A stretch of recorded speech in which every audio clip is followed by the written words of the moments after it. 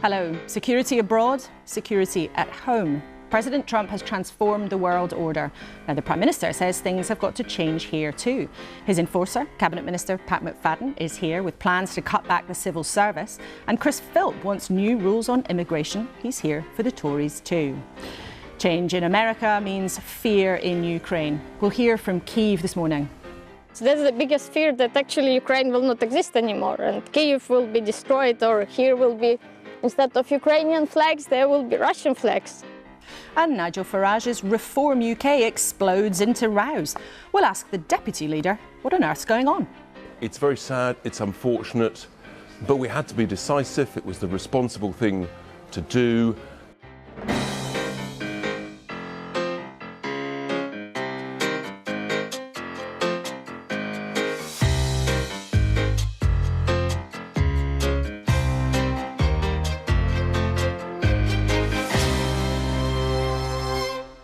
Morning to you, and a warm welcome to our team at the desk for the next hour. Historian Dan Snow, former Defence Secretary and Cabinet Minister Penny Mordaunt, and the pollster from research group More in Common, Luke Trill. Welcome to you all.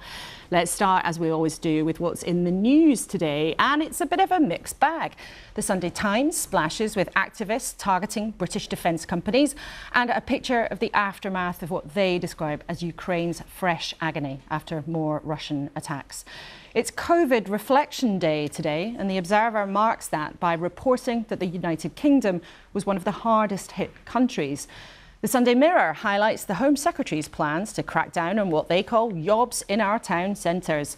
And the Mail on Sunday has the story of a man who's just crossed the channel in a small boat, who they say is a militant who's called for Jewish people to be killed.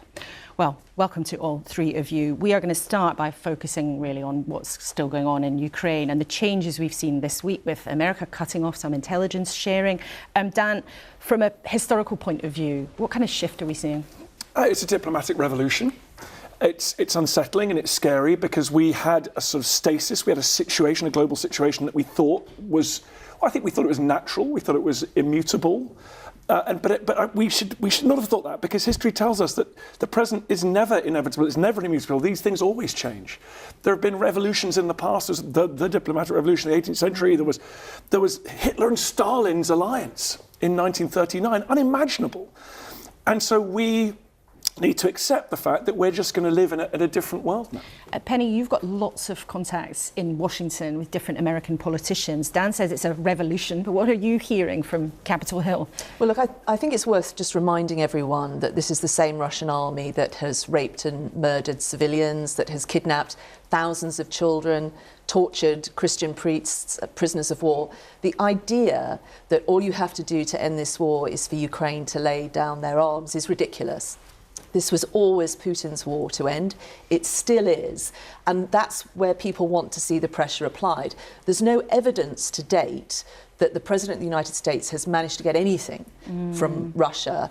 And so I think there is growing disquiet, even amongst those who are very loyal to the President, who went out and supported him after that incident in the Oval Office, for example. They're concerned about the stopping of assistance to Ukraine, and they're concerned about them stepping down offensive cyber against Russia. And Luke, when you look then at public opinion, which is part of this public opinion in the States, public opinion across Europe, public opinion here, where there's for a long time been a real sense of sympathy in the UK for Ukrainians themselves, what are you looking at?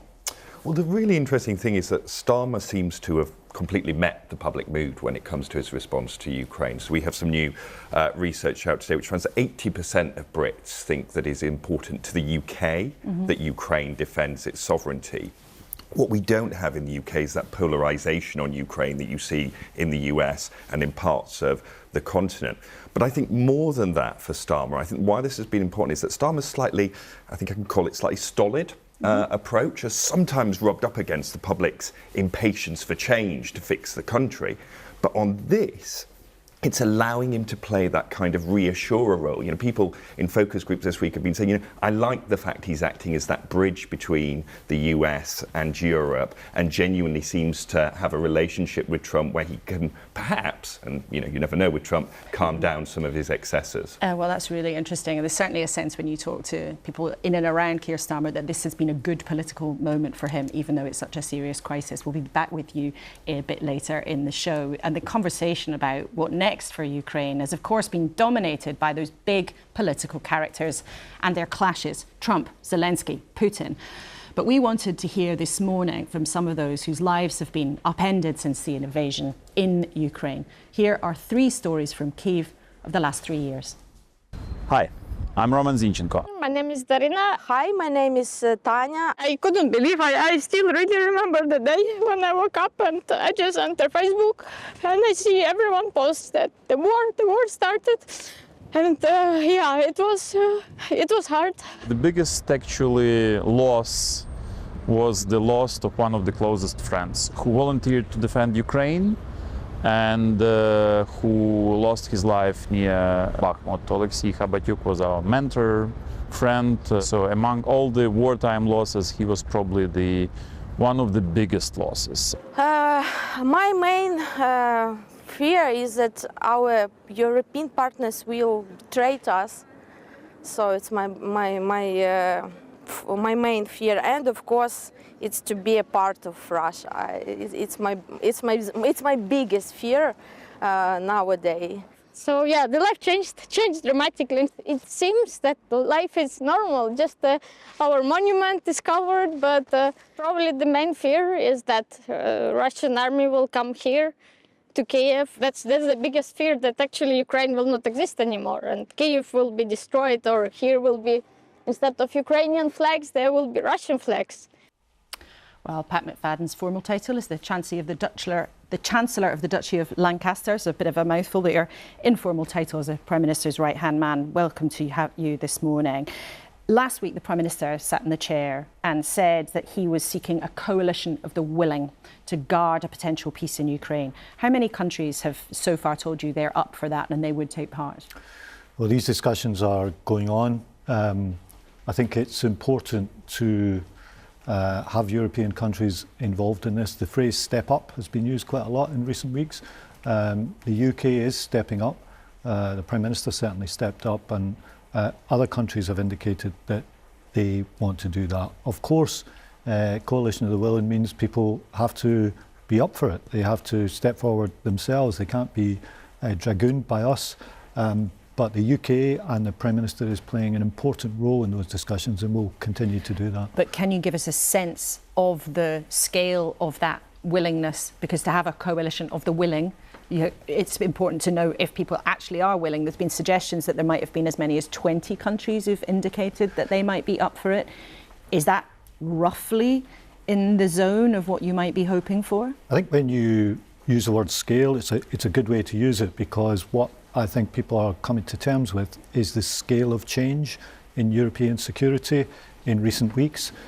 Donald Trump's not the first American president to say that Europe had to step up and do more for its own security, but the pace and scale of that calling, if you like, has definitely changed in the last month. And what's important when the world is changing as fast as it is right now is that we understand the change, we respond to it, and we explain it to the public, and that's exactly what the Prime Minister's been doing. But it's also important for people to know what that response might look like. Are you realistically looking at the UK and France, maybe going it alone?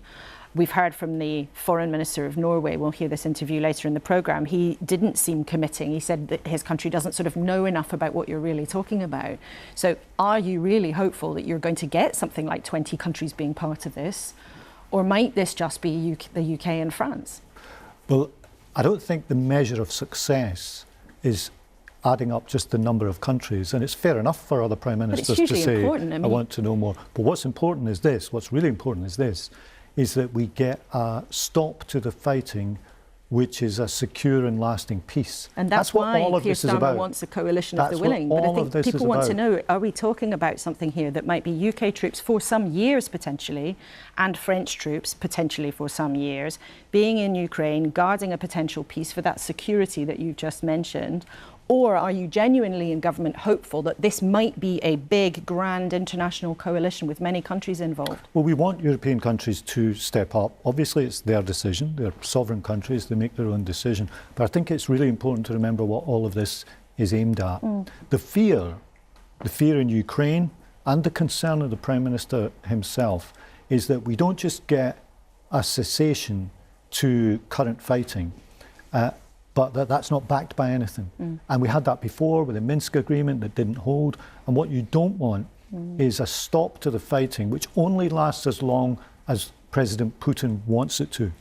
And that is why there is this talk of security guarantees. That's why there is this conversation with European leaders. And that's why there's also a discussion with the United States about how to make sure we get a lasting peace and not just a ceasefire. But you don't yet have that security guarantee from America that Keir Starmer went to the White House to try to get. And in the last few days, the US has stopped sharing intelligence with Ukraine.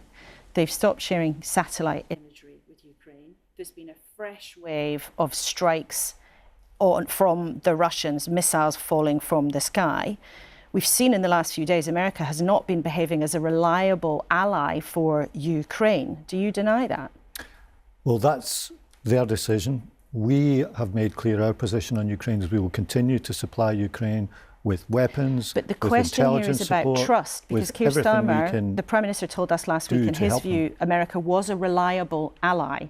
Can you say, in the last few days, America has been behaving as a reliable ally of Ukraine? Their decisions on Ukraine are for them. We do believe America is a reliable ally. For Ukraine? We they've cut them off? We talk to them constantly. In terms of the British position on Ukraine, we will still continue to support them with weapons, with intelligence, with help on the cyber front. We believe that the Ukrainian people and armed forces, as the clips you just played showed, are engaged in an existential an existential struggle rather for their country, for their freedom to decide their own future, and we want the security side of this to enable them to make those decisions, not just to have a pause in fighting while President Putin can kind of regroup, rearm and decide what he wants to do next. And I know you, as all ministers here, are very careful not to say anything that might be perceived in the White House as being critical of the president, and there are obvious diplomatic reasons for that. But this week, Donald Trump sent the stock market haywire by doing a sort of hokey-cokey with tariffs, big tariffs against Mexico and Canada that were going to be on, then they were off. There were the decisions that have affected Ukraine so profoundly. What's it like dealing with that kind of zigzagging, that constant change? Well, I think one of the lessons from it is probably not to react immediately to everything that's said. It's tempting in interviews like this for someone in your position to say, what's your latest response to the latest comment overnight? British ministers have adopted a stance of not reacting to everything that's said overnight. I think that's been the right thing to do. What's it like dealing with that zigzagging? I mean, you're being very, very open, actually, about how you are keeping your mouths shut deliberately. Well, what we're focusing on is what happens, and it's what happens that matters. That's true of Ukraine, and it's true of the economic issues that you're talking about. We're focused on what happens, and what will guide us all the way through is acting in the British national interest. And remember, this is an important thing to stress. It is in the British national interest to maintain a strong alliance with the United States. It's long, it's deep, it's based on many, many things. It's been there for many years. We want to maintain that, and that guides what we do. But Dan Snow's just told us we're living through a political revolution, essentially, and everything happening internationally, of course, has profound effects here too.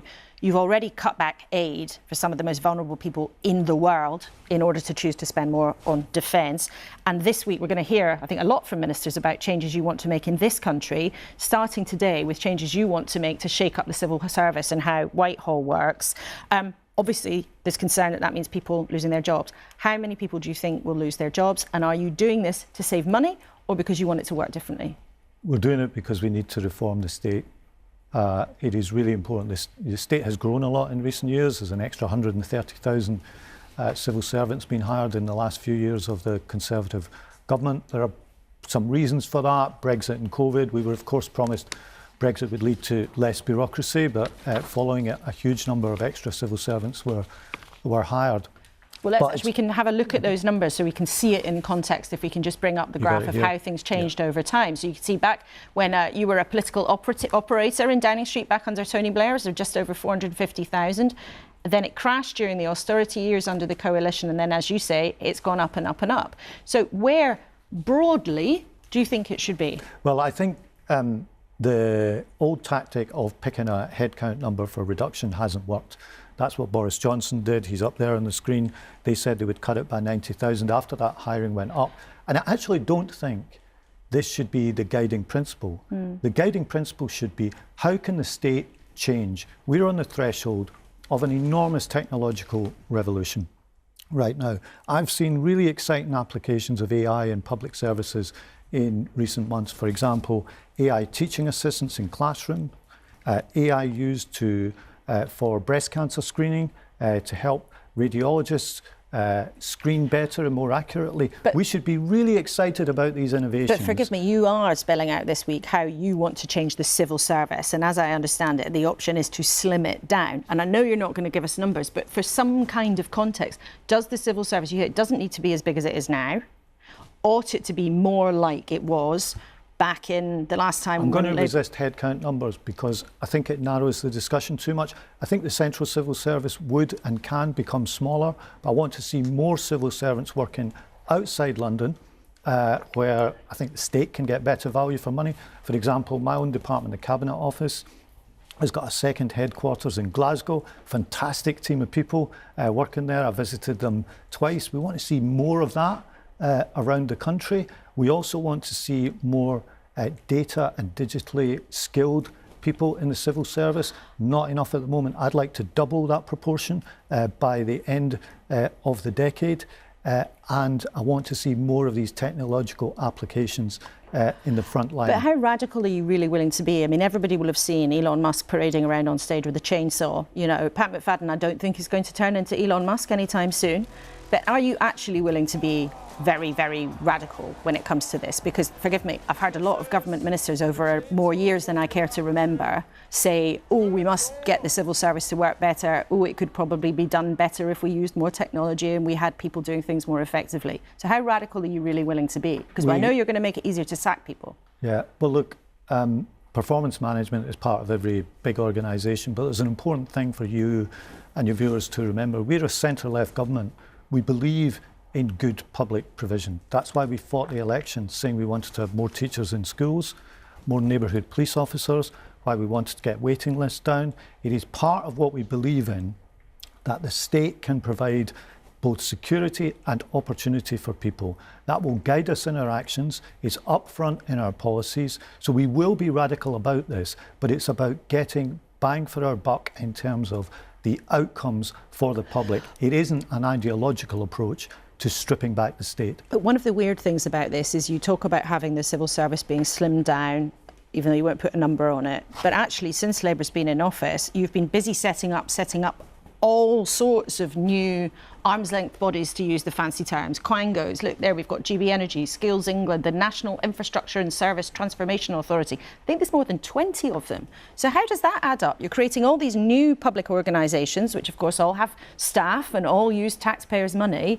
and then you're saying you want to slim things down. Look, the list's still going. Because we do believe in the power of government to do good. But when the world is changing so fast in the private sphere, think of the way that you buy things, think of the way that you transact with organisations, think of the way that you find out information. We've got a duty to set up new quangos. That applies in the state world as well as the private sphere. And that's what we want to do. I think this can be an exciting time to be a civil servant. I think we can break down some of the barriers that have seen this rarefied policy world separated from the front line. We want to bring those together more. I think it can be really rewarding. It's quite interesting in the staff surveys. This is what they want as well. when we survey the staff, what do you want? They want better performance management. They want to be able to take more risks. They want fewer layers of checking. I'm with them on that. I get to work with brilliant civil servants every day. I want to see them achieve their full potential so that we can get the best outcomes for the And do you want public. more of them to go back to work? If you want to take lessons from the private sector, lots of companies are now saying, all back to the office. Well, look, I think we're a bit flexible about this, but if you ask me my own instincts, there is value to being in the office, value from learning from your colleagues, and I think we'd lose something if we have too little of that. So yes, I think being in the office, generally speaking, is a good thing. There are a couple of things I just want to briefly raise. We're also going to hear this week about how you want to cut the ballooning welfare bill. And I know before you say you're going to have to wait to hear the details, I want to ask you a couple of things on principle. Is it fair that you can get as much as an extra £400 a month in benefits if you're sick rather than somebody who's out of work looking for a job? Is that fair? What's not fair is for millions of people to be left on long-term sickness benefits with no prospect of work, which is not good for them and it's not good for the taxpayer. Is it fair for the taxpayer that some people can get more money if they're on the sick rather than looking for a job? Well, look, the benefit system recognises that for some conditions people will need extra income, but we are going to bring forward welfare reform And plans. are you going to make changes to disability benefit? They will be part of this discussion. Yes, they will, because I think it's really important your readers understand this right now, or your viewers rather. And right readers now, and listeners, readers all and sorts viewers. these days. There are 2.8 million people on long-term sickness benefits. We are an outlier in the UK, and not in a good way. We're the only G7 country that hasn't recovered its pre-pandemic rate of employment. And we're the Labour Party. We believe in work. We believe in the good that a good job can do for people. We don't believe it is good that if somebody could work with a bit of support, that they're left to live a life on benefits. 200,000 of those 2.8 million have told us they would work tomorrow with the right support.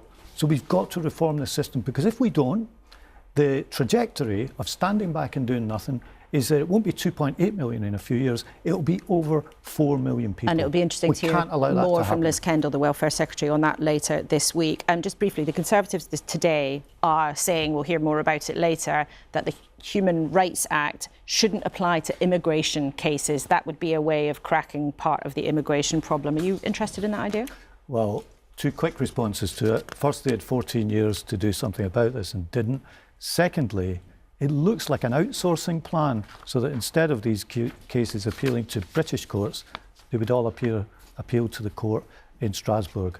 I don't think that really deals with the issue, and I'm afraid it's symptomatic of the kind of gimmicks without action that we saw for their long, long period in power. So you'll vote against it? They're going to try and force a vote in Parliament? We won't adopt that amendment, because what's the point of just outsourcing all our immigration decisions to Strasbourg? OK, well, we'll talk to Chris Philp, the Shadow Home Secretary, more about that later in the programme. But Chancellor of the Duchy of Lancaster, to give you your proper title without garbling it, thank you very much indeed for coming to the studio this morning. Well, as ever, let us know what you think. Email us, kuenssberg@bbc.co.uk, or you can WhatsApp or use social media or whatever you fancy on this Sunday morning, because I know a lot of you will be watching with your phones as well as on the telly. Let's then get to our panel. In terms of how the government has been handling this situation, Penny, you spent a long time as a Conservative minister, but how do you think Labour have been handling the international whirlwind at the moment? Look, I think on the talking softly front, they've been doing very well. I think we've seen British diplomacy at its finest. Where we're not doing so well is on carrying the big stick. There have been some announcements on defence spending. It's nowhere near enough. And if we're going to find the money we are going to need for future years to deter Russian aggression, which is at least another 20 billion a year, government hasn't just got to cut civil service count, it's got to look at what it's fundamentally doing. We've got to do less better as a country. And the key to cutting civil servants is look at what you're doing as a government and cut that. Do the things that only government can do. But look, do you think the public is really up for a really tough conversation saying, yeah, look, this is a time of huge insecurity. We've got to find loads more money to keep people safe, but that will mean losing perhaps some of the things you rely on. The public receptive? Yeah, well, first, I mean, there's very definitely a recognition that the world has changed and that we need to change. I think one of the most striking of our recent findings was that less than half the public now consider the US to be an ally. Less than half? Less than half would say the US is an ally, and that right across Europe there is a sense that, Russia isn't going to stop at Ukraine. That comes through very clearly in the polling. So there's that recognition we need to do more. The support, certainly, for investment in defence. But that comes off the back of the public basically thinking, we've been told since the financial crash 16, 17 years ago that we've got to make tough decisions. When are we going to get to the good stuff? So I think the government's got a real balancing act of, yes, the public recognise, things have changed, we have to change, but how do you do it in a way in which people don't think, God, this is just another slog? Dan, what do you make of how the government has been handling it? Well, I think Penny's right. The talking has gone well, and Luke's right as well. That was the cometh the hour. I mean, if you're worried about the rules-based international order, well, it turns out getting a sort of rather internationalist lawyer in charge of your country is that he was the right man for that job. He's been sober. He's said the right thing. He's been strong about Ukraine, and poor things. He and Pat trying to sort of tie themselves into knots, not annoying the Trump administration whilst also trying to forge this coalition of the willing, and I'm very glad I'm not a diplomat or politician at the moment. But still time, Dan, still time. And so, but the key thing is what next? The key thing is, well, what happens when the French go, okay, fine, to be part of this big new European procurement process, we're going to need you to do some things. We're going to need you to build closer links with the EU and whatever it might be. Well, then that's decision time. That's going to be, what do we do about whether we're buying from America or buying from German and European companies? And that is just difficult, and it's in the weeds, but that's the real work of deterrence. So this has been the easy part, do you think, so far? This is the easy part. This is the Churchill saying, we'll fight them on the beaches. That's great. And the next bit is actually, well, how do you deter Vladimir Putin? And realistically, where's the line? Like, where is the line? Is it the Baltics? What in 1938 and 39, Britain faced a series of decisions about exactly what the red line was. And of course, all of these things are about judgment. Hitler thought that Britain wouldn't go to war for Poland. We collectively, at some stage, we're going to have to say to Vladimir Putin, fine, Ukraine, maybe the line is in Ukraine. Maybe the line is including all of 1994 Ukraine or whatever it is. But it may be that the line becomes Estonia, Lithuania, Latvia. And at that stage, he has to sell that to our European partners, and then we have to mean it. And that's the real decision. That's big time. OK, we'll come back to you three in a second, but you referenced there some of Russia's other neighbours. And yesterday we had a conversation with Norway. Of course, they've got different geographical interests across Europe. Political leaders have all been trying to figure out what it means for them, what Trump's attitude means for the NATO alliance that for decades has been in place to keep people safe, and what does it mean for their own security and their own defence spending. Well, last week, Norway announced it was doubling aid to Ukraine. We spoke to its foreign minister, Espen Barth Eide, about how Norwegians are feeling right now. People used to feel that, we had many day-to-day challenges in our life in most countries, that we were fundamentally safe from existential threats. I think there is an increased understanding that cannot be taken for granted, that has to be invested in, and that we are much stronger together than each on our own. This is not really the time to say me first, but rather to say what can we do together to come out stronger together. You say it's not the time to say me first, but Donald Trump says America first. And he says that almost more than he says anything else. Is that the problem? Well, what's important for us is that does not mean America alone. I mean, it's not unique to have a primary responsibility for your own country. But I think most of us believe that our country is better off when we work together, when we solve problems. And of course, we have now almost 80 years ago, a system of norms and rules were set up with the UN Charter and all the multilateral institutions, and then a few years later NATO and the World Trade Organizations, and all these bodies have ensured that there were some rules of the game. Some of them were universal, some were more Western, but we've been living good lives, and we have been able to progress economically in that system. And when big questions are asked about the future of that system. We need to think about it, reflect on it, see if we can reform and improve it, but also fundamentally to keep it alive.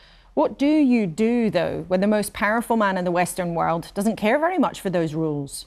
Well, I think the first plan would be to work with him and the people around him and convince him that these rules are actually good also for him. I think the discussions we're having right now among Western allies and others about potential trade war. I think when you look into it, if we all raise tariffs against each other, we will all get poorer. The economic growth in every country will be reduced. It's also important because some of the countries who are now spending a lot of energy on trying to avoid a trade war are exactly the countries that should collaborate in security terms in order to save Ukraine, make sure that we have a peaceful future and that we are not rewarding people who replace norms with use of violence, as Putin's Russia has done. But with all your years of experience, can you believe that questions are being asked about whether America would stand by other Western democracies, whether they'd actually favour a resurgent Russia that's very much not a democracy? Can you really believe this moment's unfolding? Well, frankly, we haven't seen exactly this before. There's been ups and downs in the transatlantic relationship before. There have been times disagreements. Remember the Iraq War, for instance. But we were still, living in an assumption that the fundamentals were certain, that we were not questioning whether we were allies. I think we are. So I'm not questioning that, but I do realize that there is that questions are asked, and some of them for good reasons, about the future of all this. And I think that the best response is not to panic, but to rather invest in strengthening what we have. Because if it's questioned, we should have good answers, and if it needs reform, we should reform. You don't want to panic, but do you worry? It is the most dramatic security situation of the last 80 years. And that makes me, of course, worried. But out of that worry, I become more determined to use my own and our resources to try to deal with these questions. And I'm very glad to see that so many of our friends and allies are taking the same position, that rather than panicking, we should now work together, show resolve. And right now, the number one cause is to try to help Ukraine to come out of this horrible illegal war, which was started by Russia and nobody else. Would Norwegian troops potentially be part of what Keir Starmer has called a coalition of the willing to guard any peace? We are, of course, part of these conversations because we would be happy to contribute in one way or the other, but we have not made choices that I don't think many countries have actually about what exactly we would do in practice, because we need to know what is it that is there to be secured first. But that conversation is important. And as I said, Europe shall not only ask for a place at the table, but also suggest that we will be helpful and constructive in line with the needs of Ukraine, and in line with the needs for a secure and lasting and just peace. And we will be there. Minister, thanks very much indeed for joining us. Thank you. Well, Norway, that's massively increased its aid to Ukraine this week, and the EU's office also come up with a huge plan they're calling Rearm Europe. Penny, during your time in government, the Conservatives were very often very busy arguing amongst yourselves, and there was criticism also that there were too many links between the Conservative Party and Russia. Do you think you underestimated the risk from that country? Well, as someone on Putin's hit list and been threatened by various agents of Russia, I'm very clear-eyed about this. Look, I think it's really obvious to us in Europe why Putin has to be stopped. It is worth saying why it's in America's interest too. As Dan will testify, Eisenhower, when he was president, rewrote the security rules for the United States to have regard to the things that made America great in the first place. And there's many nations around the world that tolerate and enjoy American economic and hard power primacy because of what they stood for. And I think if you're going to reduce things to just transactions between nations as opposed to focusing on these values, you are going to end up paying a heavier price for things. But do you think the West underestimated Russia? I mean, for a long time in this country and in the States, people thought, oh, we can deal with Putin, actually. I have always argued yeah. that we need to be doing more to bolster our defences, absolutely. I think that we're not quite awake enough yet. We're still holding back on defence spending. This is a real moment for Europe. It will be a hard price to pay, but if we don't do this now, the price we will pay in years to come will be unbearable. Dan, do you think that the UK has somehow, a lot of Keir Starmer's backers would say actually under him, the UK's refound some of Britain's sort of traditional role to be the problem solver, to be the kind of convener? Do you see that? I think what's going on is so fascinating at the moment because both in the US and the UK we are accessing a much more distant version of our history. Trump talking about Greenland, talking about Canada.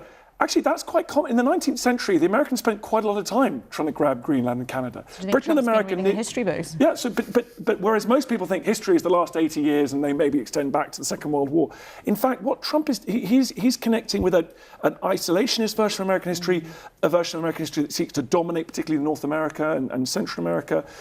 Britain also can return to its traditional history, which is we sit round on the coast of Europe trying to checkmate powers that seek to dominate the continent. Philip of Spain, Kaiser Wilhelm, Napoleon, Hitler, and we do so by reaching out to allies and building coalitions. And often we used to get in trouble because they say Britain used to sort of pay and the Austrians would die. And so what we're doing now is exactly what William Pitt was doing in the early 19th century. Keir Starmer was trying to put together coalitions to restrain someone that would seek to dominate Europe. But the last thing I'd say, and Penny's point is so important, is all this nonsense about America's been paying for. If there's one nation on earth that has benefited from the late 20th century hyperpower of America, it is America themselves. I'm sitting here wearing American shoes, American underwear. You don't need to know that. I sold my company to an American buyer. We have got all of us looking at our American phones. I embarrassingly drove here today in a well-known electric car model that was American, which anyone wants to buy, this will be available soon on the second-hand market. But the point is, America's built the biggest economy in recorded history. They've benefited massively, and lastly, they've benefited because actually it turns out Americans not having Europe as a peer rival might be a good thing. It's fascinating to hear you put all of that into the big sweep of history. But the reality, Luke, for this government, however well or not it might be doing diplomatically, is that what voters really thank their leaders for? Or actually, is it, can you get a GP's appointment? Is your kid at a decent school? Well, look, as I said, there's no doubt that Keir Starmer seems to be benefiting in the polls from his handling of Ukraine. I think it perhaps gives him an opportunity to reset his relationship with the public because his approval ratings haven't been great to date. He didn't have a long honeymoon, if a honeymoon at all. So Ukraine provides the opportunity for him to do that. But ultimately, it is domestic issues that voters care about, and that is what will determine the course of his premiership. Well, as Luke has explained, events do appear to be having something of an effect on the polls at home. Labour, as he's just been telling us, edging up a bit. The Tories also edging up a bit. And Nigel Farage's Reform UK party slipping back a touch. And in the last couple of days, they've managed to have a big row, even in its small group of 5 MPs. Rupert Lowe, one of its number, there he is, says it was still a protest party led by the Messiah, pointing to Nigel Farage. The party almost immediately then suspended him over allegations of bullying and threats of violence. Now, that MP, you might remember, was previously endorsed to be leader by Elon Musk. But he's denied those claims and he's been booted out of the party. Neither Mr Lowe nor Mr Farage agreed to talk to us today, but Richard Tice, the deputy leader, did a bit earlier.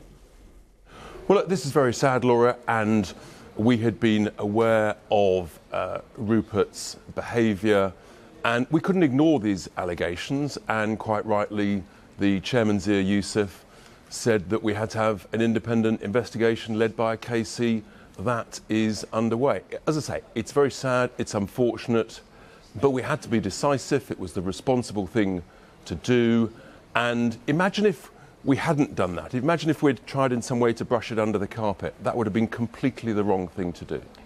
I'll ask you again, though, when did you first know? You say you'd known from some time, because the timing appears to many people, perhaps people watching this, it appears rather curious, because on Thursday, Mr Lowe was very critical of Nigel Farage, saying that Reform was still a protest party run by someone like the Messiah. And the very next day, miraculously, these allegations of bad behaviour, which Mr Lowe denies, were was suddenly out in the public domain and you called the cops?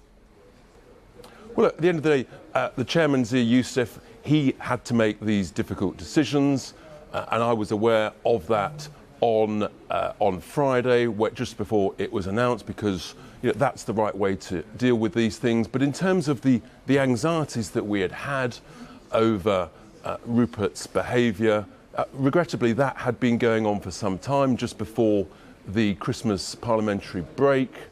As had previously been reported, there was a unfortunate, regrettable incident in the House of Commons itself.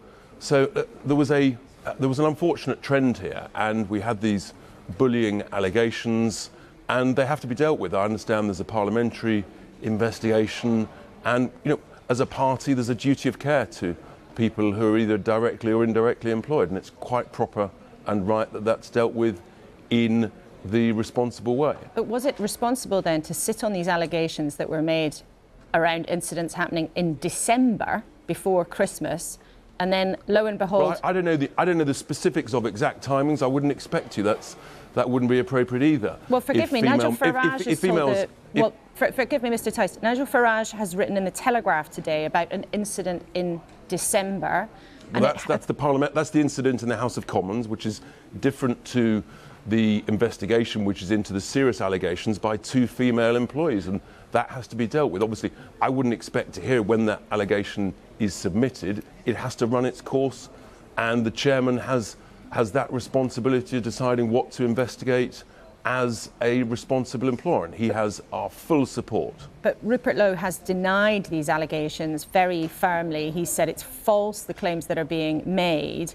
And I think, do you expect viewers to believe there is no connection between the fact that Rupert Lowe was very rude about the party and Mr. Farage on Thursday, and news of these allegations emerged on Friday? Do you expect people to believe that?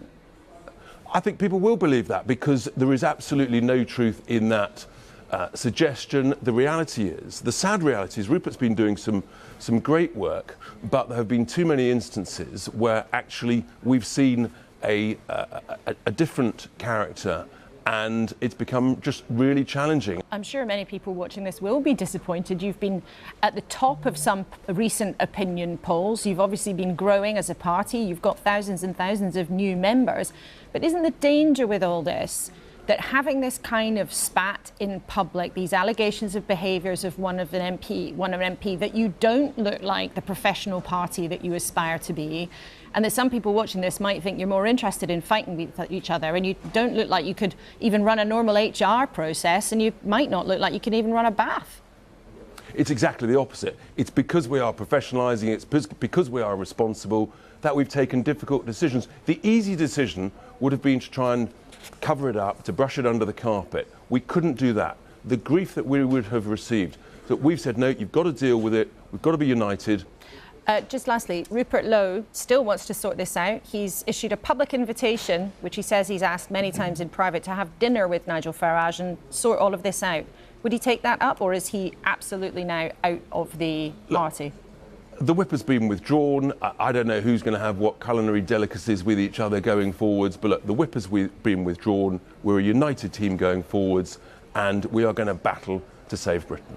Richard Tice, thanks so much indeed for your time this morning. Thank you. Well, Rupert Lowe sent us a statement this morning. He said, it's so disappointing to hear these falsehoods from a friend. If these allegations were so serious, why only remove me from the party the day after I raised reasonable concerns around Reform's leadership? Why kick me out of the party before any investigation has started? I am innocent, and Richard knows that, he says. Well, someone who won't be crying over this row in Reform is the Shadow Home Secretary here for the Conservatives, Chris Philp, this morning. What does it say that you're still regularly being beaten in the polls by Reform UK, who, as we've seen in the last few days, don't really appear to be a proper professional party yet? Well, the polls are bouncing around a bit, and when it comes to real elections, council by-elections, we're doing very well. I think polls are showing consistently that you are behind Nigel Farage's party. I think Reform are doing a little worse now. The public realise that Nigel Farage is something of an admirer and supporter of Vladimir Putin, which no one is very happy about or impressed by, including Reform's own voters. And we've seen Rupert Lowe last week say out loud what we all know, that Reform is essentially a protest party, with no seriously thought out policies led by, as Rupert Lowe said, a messianic leader. And how did they respond to that? They responded by essentially smearing him straight afterwards. Are you suggesting that Nigel Farage actually admires Vladimir Putin? Well, he said that. He said he admires Vladimir Putin a few years ago. And last summer, Nigel Farage disgracefully said that NATO had provoked Russia's barbaric invasion, which is frankly a disgraceful thing to say. So when Rupert Lowe kind of raised concerns and sort of called out the fact that Reform are just a protest party with no real ideas, he then got smeared by his own side. They're divided and they've got no ideas. But here's the question for you as a Conservative. If they are a protest party with no ideas, why are they beating you in the polls on a very regular basis? Well, because it's easy to come up with simplistic slogans, which is what they've been doing. I think when real elections come around, people think about, does any political party have the credible, carefully thought through ideas? So Kemi and I in the immigration area are working on those, for example, which we may come on to. Reform don't have those serious ideas. And when they're put to the test in real council by-elections, there have been over 200 since the general elections. These are real by-elections. We have won 5 times more of those seats than Reform have. OK. Let's then talk about your new plans, because you are proposing to make a big change today. To use the technical term, you're proposing to disapply the Human Rights Act when it comes to immigration. Essentially, that would be telling the courts they don't have to pay attention to the Human Rights Act when it comes to immigration cases. Do you really want to take people's rights away from them? Well, we're not taking their rights away from them. And just to be clear about what this means, since the Human Rights Act was passed by Tony Blair in 1998, it means UK judges can apply their interpretation of the ECHR, the European Convention on Human Rights, to domestic cases, including immigration. Now, the ECHR is very vaguely worded. It contains things like a right to a family life. Well, what does that mean? It means whatever a judge says it does. And what's happened in recent years is judges have expanded the definition of what that means in ways that defy common sense and in ways that stop us removing dangerous foreign criminals and others with no right to be here. So let me just give an example.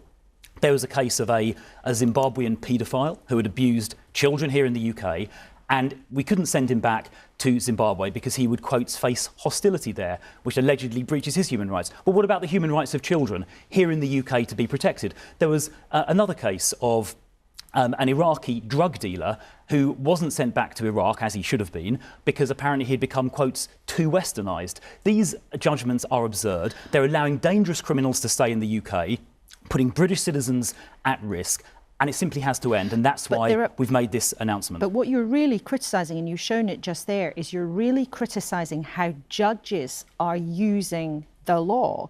There are plenty of cases that might sound ridiculous to many people listening to you this morning. But isn't the point about human rights law is that it applies to everybody, to anybody who lives in this country can seek protection under human rights law. And you might not like it, but do you want to live in a country where politicians can pick and choose who gets their rights protected?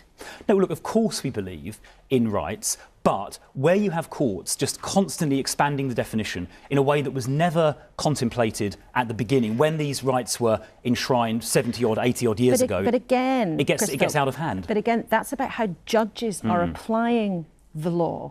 That's what you keep mentioning. Do you really want to be in a situation where politicians are sort of playing pick and mix with the legal system? Isn't the point that the judiciary is independent and people like you don't interfere in it? The point is, I think it's for Parliament, the democratically elected Parliament, to set laws and for the courts then to interpret them. But because the ECHR is so vaguely worded, it means Parliament essentially can't legislate precisely to say what should and should not kind of count as a right and who should and should not be allowed to remain. Parliament has essentially been circumvented and trumped, as it were, by the way these ECHR rights are being interpreted. The courts are inventing novel and very expansive ways of interpreting these articles, which no one ever thought about. Because you want to change the law and change the human rights law in this country because you're not happy with how judges have been using it. And this came up recently in Parliament. Both your leader, Kemi Badenoch, and the Prime Minister both made criticisms of one particular case. But I just want to read you and our viewers what the most senior judge in England and Wales said. Lady Chief Justice Baroness Sue Carr said the remarks were unacceptable and conflicted with the duty of politicians to uphold the rule of law and respect the independence of judges? Well, I think she's wrong. I think it's reasonable for politicians, whether it's Keir Starmer, Kemi Badenoch or me, to comment on these judgments, particularly because these judges are inventing new interpretations. They're essentially inventing new law without reference to Parliament. That's what the ECHR has given them the power to do. And what we're saying is no, UK judges should follow UK law that's been passed by Parliament. They're still independent, they're still applying the law, but the law set by Parliament, not stretching the elastic. Now, it's important to say that in this proposal, we are still saying in the ECHR, so people can still appeal to Strasbourg, but many of these most ridiculous judgments that defy common sense come from the British courts. But why not then go the whole hog and leave the whole thing? Lots of people in your party, your colleague, the Robert Jenrick, the Shadow Justice Secretary, he thinks you should just leave the ECHR, leave the whole thing, make it clear. Yeah. Doesn't that make more sense? Well, there are 2 points. Firstly, this proposal we're making will make a very big difference. It'll stop UK judges doing this, and we're going to put it to a vote in Parliament as an amendment to a bill. So we'll see whether Labour want to protect our borders. We'll see how Labour vote. Now, on your question, the wider question of ECHR membership as a whole. Now, that is a big question. It needs proper consideration. And in the coming months, we are going to be thinking about that properly. We're not going to rush into it and kind of shoot from the hip in an ill-considered way. But that's still on the table. We are going to be, yes, it is. And we are going to be considering that in a very carefully considered manner in the coming months. In terms of this particular proposal, and how you've been very critical this morning of how judges have been applying the law. You raised eyebrows previously by some of the things you said about this. Do you stand by saying that judges have twisted the law in order to protect paedophiles instead of children? Well, I've given you, yes I do, and I've given you an example of a case there, that a paedophile from, I think it was Zimbabwe, who was allowed to stay in the UK in contravention of our own law. So Section 32 of the Borders Act 2007 says that foreign national offenders should be removed. But do you he was allowed to, let me finish, Laura. He was allowed to stay because a judge found he would be faced with some hostility back in Zimbabwe in a way that breached his ECR right. Now, I don't agree with that judgment because I think it's more important to protect children in this country. That is my job as an elected parliamentarian.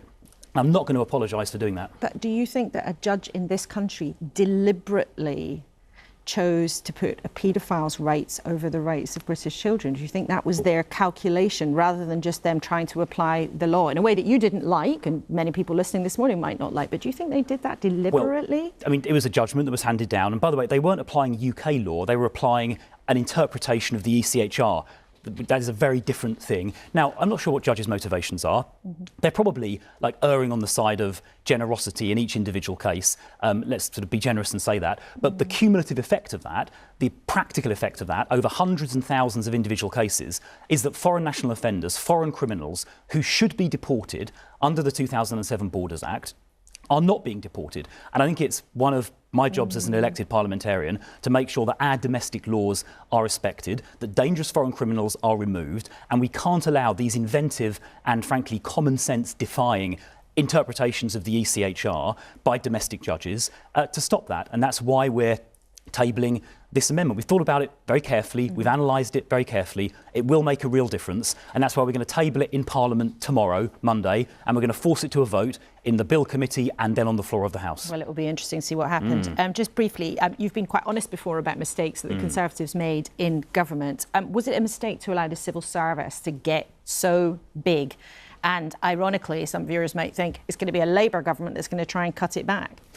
Yes, it was. The civil service did get too big and it consumes far too much money. It's grown by about 25% in the last few years. But, I mean, Labour's plans, when they admitted to the, I think off the record, they've admitted to the number, Labour's plans are a 2% reduction. Now, we were the ones allowed to get so big. We went, and that was wrong, and we went into the election with a process that was underway that would have reduced it by 12%. That wasn't just a plan, that was being implemented when the last election happened. Now, I think that 12% reduction made a lot of sense, and Labour's sort of off-the-record secret 2% plan is pretty, frankly, weak and anemic by comparison. All right, well, we'll see what happens with that this week. Chris Philp, always good to have you with us, Shadow Home Secretary. Thank you very much indeed. Well, as we've been talking to the politicians, you've been busy getting in touch too. Chris Clarkson has responded to our main story this morning on Ukraine. He says our silence and kowtowing to the US is doing nothing for us but hurting Ukraine. Trump is stitching them up. Sean Boker looks ahead to some of the welfare changes this week. Benefit reform needs to pay to go to work. In our household, we would be £200 £200 a month better off if I gave up work. And Jules Heff responds to some of Mr McFadden's government reform plans.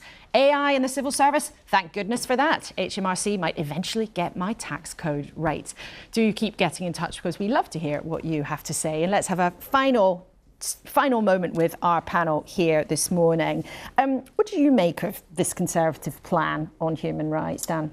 Well, it's a bit striking, isn't it, that this week of all weeks, when the rest of us are struggling to understand what's happening to our world, to reach out to try and protect those bits of the rules-based international order that has delivered such extraordinary wealth, prosperity, safety to so many people in this country and beyond, it's just striking that they've come out with their exciting new flagship policy, and that is taking a pickaxe to sort of an element of that. And no doubt it's good politics. I kind of hope it isn't in a way, but it feels disappointing in its timing. Penny, would you have done that? I mean, you fancied Kemi Badenoch's job. You'd had a run at the leadership too. Do you think that they're onto something here? So look, I think one of the wonderful things about our country is, compared to what's happening in the United States, is we do have checks and balances. Our constitution isn't written down all in one place, but we have this fine balance, and that gives us huge flexibility. When I was at Defence and I was struggling to keep certain international laws as prime, things like the Geneva Convention, the Human Rights Act actually caused me a lot of problems to do that. So I think it's right that we look at that we look at the practices of the ECHR, and we also look at how the Supreme Court is evolving. It's creeped to become a constitutional court. But is it right to say this whole area of policy, immigration cases, because some of them do, to many people listening this morning would have thought, well, those cases do sound ridiculous. Is it right to say in this area of policy, we're not going to have that law apply anymore? No, we've got to have these debates. That's the nature of how we run things in this country. But the fourth thing that we have to do is also look at the global rules on refugees. These were written at a time when no one had a mobile phone and we were facing very different types of situations, none of the organised crime gangs that you see now. So we've got to do that as well. So the international rules-based order is important, but unless it reforms, we're going to have problems. You must enable countries to protect their borders. If you do so, they can use the finite resource they have to help people. And Luke, what do you make of the Tories' positioning now? Do you think that this is the kind of thing that's going to help them get some momentum and some kind of cut through? Well, it's interesting, when you chat to people about the Tory party now and ask what they think of the Tories, a word which comes up all the time in focus groups is lost, that they don't really know what the Conservatives are about anymore. And part of that is they've got this challenge on the right from Reform UK. Now, this week, it's looked like they might have some openings on Reform UK. You know, Farage is on the wrong side of public opinion on Ukraine. The fallout with Rupert Lowe means they're sort of failing that credibility test. And so it offers the Conservatives a chance to redefine themselves. But of course, they've got that legacy of the 14 years in office, and people will say to them, well, you know, you had 14 years to change all of this, you didn't do it then, and numbers went up. And yes, these cases that Chris was talking about do drive people mad. They think they're so unfair that these people are allowed to stay and can't be deported. But people say, why didn't you do it? And Dan, where do you think, from a historical point of view, the swing of the pendulum is right now in UK politics? The swing of the pendulum in UK politics, goodness me, well, the swing of the pendulum is that for the first time in a long time, there's a challenge, you know, the challenge to the right of the Conservative Party. And for years, Tory electoral success has been driven by the fact that it's traditionally been the left that's been split.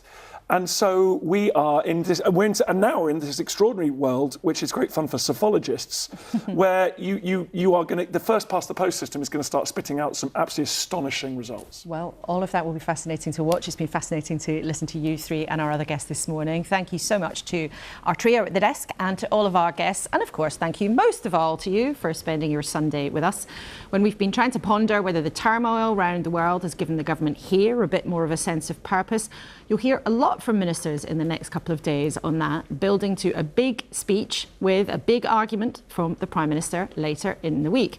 There is always opportunity in a crisis. That is the reality of politics. But the glamour of international diplomacy doesn't take away the need for hard graft at home.